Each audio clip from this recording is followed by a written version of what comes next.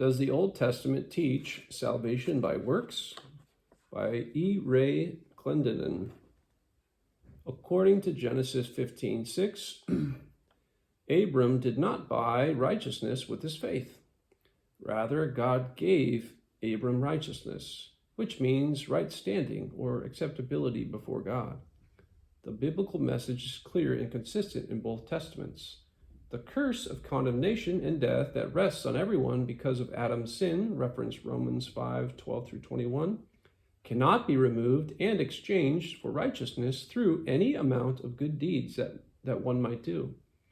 The exchange can be effected only by God as a free act of His grace in response to a person's faith. Reference Habakkuk 2:4, Romans 1:16-17, Romans 4:1-25, and Galatians 3:6-9.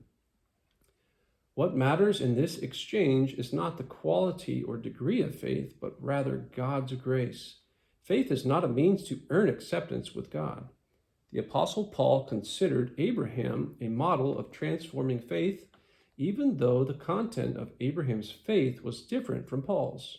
Abraham simply trusted God and His promise to give him a son and then other descendants.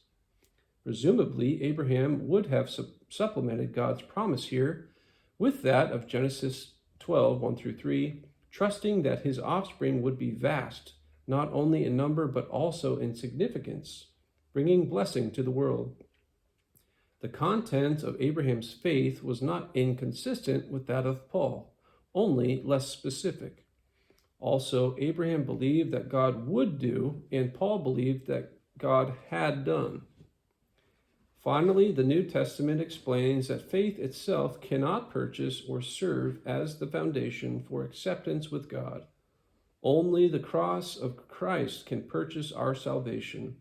But since the eternal and timeless God is sovereign over events, He could apply the work of Christ to Old Testament believers in response to their faith, even though they had no specific knowledge of Jesus Christ.